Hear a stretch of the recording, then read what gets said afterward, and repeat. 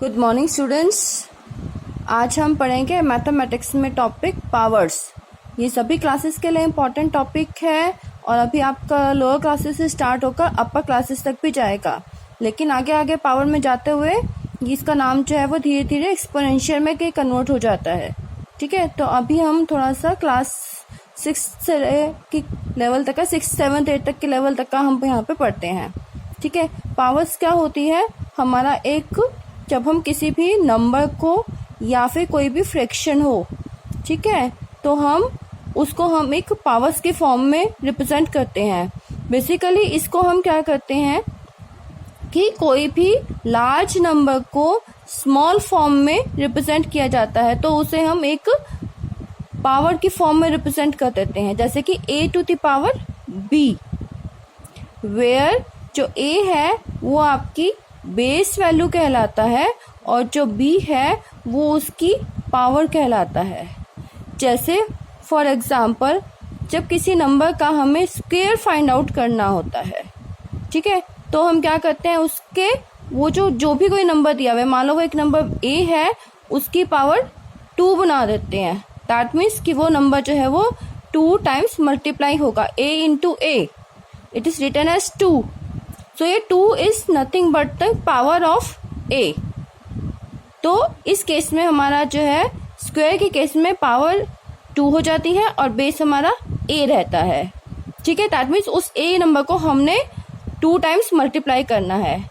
तो सिमिलरली या हमें कोई क्यूब निकालना होता है किसी नंबर का, तो मान लो x टू द पावर, उसकी पावर हो जाती है 3।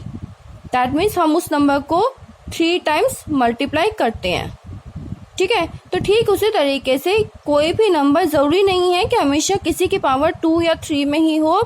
जब in general form we represent the power as a to the power b, that means कोई एक बेस नंबर है a, उसकी पावर b, यानी कि उसको हमने b टाइम्स मल्टीप्लाई किया है। ठीक है, तो कोई भी number, any number can be represented, any large number can be represented in form of powers। Okay, तो इसको फिर हमें कई बार ऐसा भी होता है कि अगर पावर्स को नंबर्स में कन्वर्ट करना है, उसकी वैल्यू में कन्वर्ट करना है, कई बार होता है कि नंबर को पावर में कन्वर्ट करना होता है।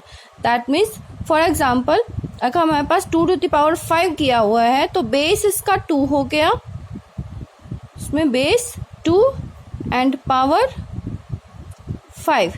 इसका मतलब क्या हुआ कि इस बेस को मुझे 5 टाइम्स सेम नंबर को मल्टीप्लाई करना है। That is 2 into 2 into 2 into 2 into 2।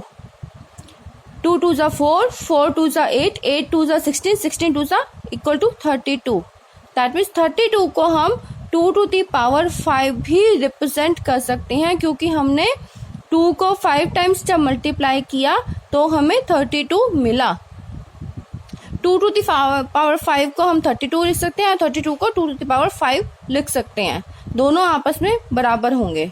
ठीक है, ऐसे ही फॉर एग्जाम्पल मेरे पास है 3:3:3, सो 3 3 जा 9, 9 3 जा 27। तो 27 को हम 3 टू द पावर 3 लिख सकते हैं। Okay, like we have 9 into 9 into 9, 9 9 जा 81 एंड 81 9 जा 729। This will be written as 9 to the power 3। ठीक है, and this again further written as, because 9 अपने आप में 3 का स्क्वायर है, उसकी power 3, this will be written as 3 to the power 6। ये कैसे आया, क्या आया, ये फर्दर रूल्स के अकॉर्डिंग आपको आगे मैं रूल्स भी करवाऊंगी। ठीक है, देन इसको सॉल्व फॉर एग्जाम्पल लेके चलते हैं। कुछ फ्रैक्शंस हम सॉल्व करते हैं, इसमें आप फ्रैक्शंस को भी सॉल्व कर सकते हैं।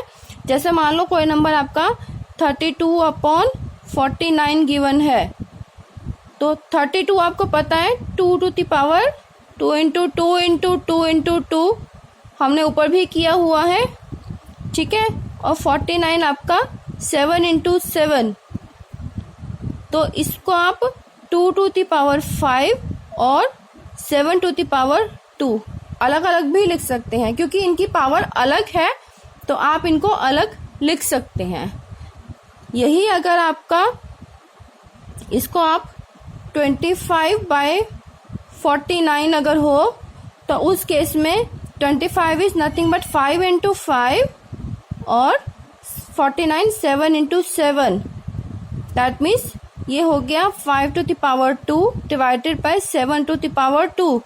इसको जब ऊपर दोनों पावर सेम आ जाए तो हम उसे एक कॉमन 5/7 टू द पावर 2 इस तरह से भी लिखकर सॉल्व कर सकते हैं। ठीक है, सो नेक्स्ट इज, मान लो यू हैव 36/81, तो 36 यानी कि 6 into 6 divided by 81 is 9 into 9। ठीक है, सो इसकी हो गया 6 का स्क्वायर और 9 का स्क्वायर, तो इस विल बी 6/9 का whole square. Similarly 64, 4 is to 4 is to 4, 4 4 था 60, 64 था 64 upon 5 into 5 into 5, so this may be written as 4 to the power 3 क्योंकि 4 is multiplied by 3 times, and ये हो गया 5 to the power 3, 5 को हमने 3 times multiply किया, so this will become 4/5 to the power 3. I hope you understand the concept. आगे इसके further rules we will see later. आप लोगों के लिए क्वेश्चंस है, उसको सॉल्व करके मुझे कमेंट बॉक्स में इनके आंसर्स दीजिएगा।